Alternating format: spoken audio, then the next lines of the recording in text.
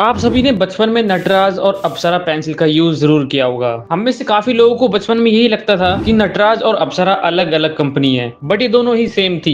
फर्क था तो बस मार्केटिंग का। और इसी वजह से आज ये तीन दोस्तों के द्वारा बनाई कंपनी इंडिया के टॉप स्टेशनरी ब्रांड में आ चुकी है। बट आइए जानते हैं कि आखिर इसकी शुरुआत कैसे हुई, इस कंपनी को अपनी इस जर्नी में क्या क्या चैलेंजेस फेस करने पड़े। आइए जानते हैं इसके टॉप पे आने का सफर। ये साल था 1950। इंडिया रिसेंटली ही आजाद हुआ था और इंडिया के बच्चों के पास एक बड़ी प्रॉब्लम देखने को मिल रही थी कि यहाँ पर कोई ढंग की पेंसिल नहीं थी, और अगर थी तो वो बस अमीरों के बच्चों के पास थी, जो कि विदेश से इंपोर्ट करी जाती थी। और बाकी बच्चे लोकल पेंसिल्स यूज करा करते थे, जो कि कमजोर थी और काफी जल्दी टूट जाया करती थी। और इंडिया में कोई भी एक बढ़िया पेंसिल नहीं थी। अगर किसी को क्वालिटी पेंसिल चाहिए होती थी तो उसके लिए उसे इंग्लैंड, जर्मनी और या फिर जापान जैसे देशों से महंगी पेंसिल्स इंपोर्ट करनी पड़ती थी। उस समय A.W. फैबर कास्टेल, मित्सुबिशी और स्टेडलर जैसी विदेशी कंपनीज इंडिया में राज करती थी, जिनको कि एक कॉमन मिडिल क्लास बाय नहीं कर सकता था। इसलिए उस समय मिडिल क्लास के बच्चे पेन इंक यूज करा करते थे, और जिनके पास वुडन पेंसिल्स होती थी उन्हें क्लास में VIP का दर्जा दिया जाता था। इसी बीच एक लड़का विजय सांघवी आता है, जो खुद भी इन प्रॉब्लम से गुजर चुका था।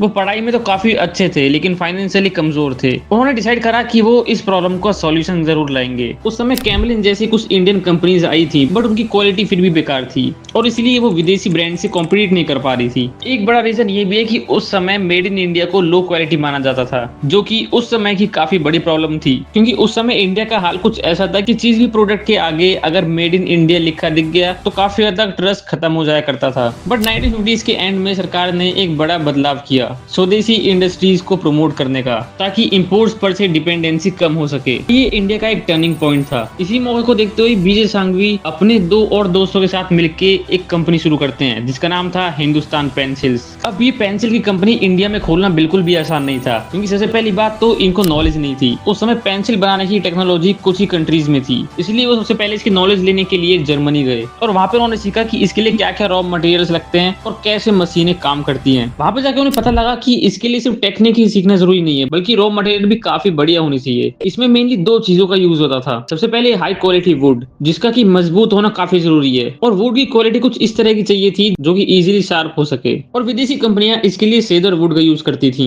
जो कि मोस्टली फॉरेन में ही मिलता था, और इंडिया की कंपनी जैसे कैमलिन उसे इंपोर्ट करके मंगाया करती थी। वहीं दूसरा रॉ मटेरियल यूज होता था ग्रेफाइट, जो कि पेंसिल की लीड बनाने के लिए यूज होता है। ग्रेफाइट जो कार्बन और क्ले के कॉम्बिनेशन से मिलता है। उन्हें कुछ ऐसा ग्रेफाइट चाहिए था जो ना तो ज्यादा सॉफ्ट हो और ना ही ज्यादा हार्ड हो। तो अब उनके सामने मेन प्रॉब्लम ये थी कि इंडिया में वुड और ग्रेफाइट दोनों की क्वालिटी बढ़िया नहीं थी, और इंडिया की लोकल पेंसिल कंपनीज की उस समय बात करें तो वो इन सबको इंपोर्ट करती थी, जिससे उनकी प्रोडक्शन कॉस्ट काफी बढ़ जाती थी, और इसलिए वो इतना प्रॉफिट नहीं कर पाते थे। और इसलिए विजय सांघवी उस समय डिसाइड करते हैं इंडिया में ही खुद का रॉ मटेरियल बनाने का। अब सबसे पहला चैलेंज उनके पास आता है कि उस समय सेदार वुड अमेरिका में मिलती थी, तो वो निकल जाते हैं इंडिया के जंगलों में सेदार वुड के जैसे सिमिलर वुड ढूंढने के लिए। और काफी सारे सैंपल सर्च और ट्राई करने के बाद उन्हें फाइनली एक सिमिलर वुड मिल जाता है, जो कि है पॉपुलर वुड। ये काफी स्ट्रॉन्ग और ड्यूरेबल भी था, बिल्कुल सेदार वुड की तरह। बट दिक्कत आती है ग्रेफाइट कोर के लिए। अब दूसरा स्टेप था एक परफेक्ट ग्रेफाइट कोर बनाना। अब इसके लिए काफी लोकल मैन्युफैक्चरर और रिसर्चर से बात करते हैं, और महीनों तक काम करने के बाद फाइनली एक फॉर्मूला डेवलप करते हैं, जिससे कि बन जाता है उनका एक स्मूथ और ड्यूरेबल ग्रेफाइट कोर। फाइनली अब दोनों रॉ मटेरियल उनके पास आ चुके थे। अब जरूरत थी तो बस मशीन्स की। उन्होंने देखा कि अगर विदेश से ये मशीन्स मंगाएं तो काफी कॉस्टली पड़ेंगी, जिसको कि वो अफोर्ड नहीं कर सकते थे। इसीलिए उन्होंने इंडिया में ही काफी रिसर्च और जुगाड़ से ऐसी मशीन तैयार कर ली। हालांकि इसकी स्पीड काफी स्लो थी।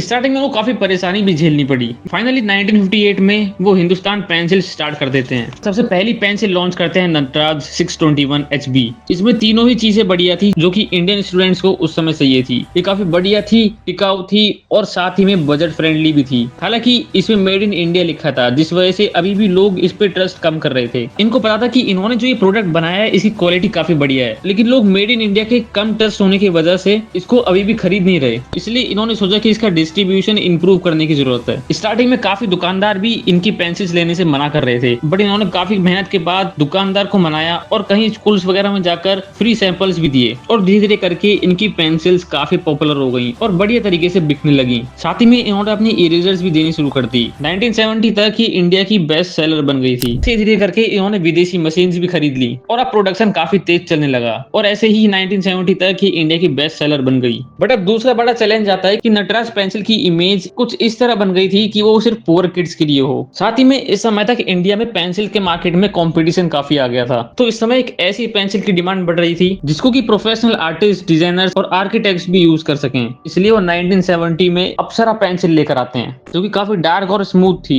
और आर्टिस्ट एंड डिजाइनर्स के लिए बेस्ट चॉइस थी। और बाद में भी आपने टीवी पे इसके ऐड देखे होंगे कि इसकी मार्केटिंग भी कुछ इस तरीके से करी जाती है कि ये एक हाई क्वालिटी की प्रीमियम पेंसिल है। एड कैंपेन्स में दिखाया जाता है कि extra marks for good hand writing. इन्होंने अपनी पेंसिल्स को एक्सपोर्ट करने की भी सोची, हालांकि इनको एक बड़ी दिक्कत देखने को मिली। 1991 में इंडिया में इकोनॉमिक लिबरलाइजेशन की शुरुआत हुई, जिसके अकॉर्डिंग इंटरनेशनल कंपनी इंडिया में आके इन्वेस्ट कर सकती थी और इसी वजह से अब कंपटीशन काफी ज्यादा बढ़ चुका था, क्योंकि विदेशी पेंसिल की कंपनियां अब इंडिया में आके अपना प्लांट लगा रही थी। अब ऐसे में हिंदुस्तान पेंसिल्स एक सॉल्यूशन लेकर आते हैं, और वो ये था कि उन्होंने सोचा कि अब उन्हें सिर्फ पेंसिल्स ही नहीं बल्कि और भी स्टेशनरी आइटम्स बेचने चाहिए। और फिर उनके जो ऑलरेडी इरेजर और शॉर्पनर थे उनको अपग्रेड किया। साथ ही में उन्होंने अपने जेल पेन्स और क्रेयॉन कलर्स भी लॉन्च करे। 1990s के बाद से जब टेलीविजन लोगों के घरों में आने लगा तो उन्होंने बहुत ही बढ़िया एड कैंपेन्स चलाए। नटराज की मार्केटिंग इन्होंने मोटिवेशन दिखाते हुए करी कि ये गरीब बच्चा जिसके पास टैलेंट और सपना है वो भी इन पेंसिल्स को अफोर्ड कर सकता है। और वहीं दूसरी तरफ हाई पेइंग कस्टमर्स के लिए अप्सरा,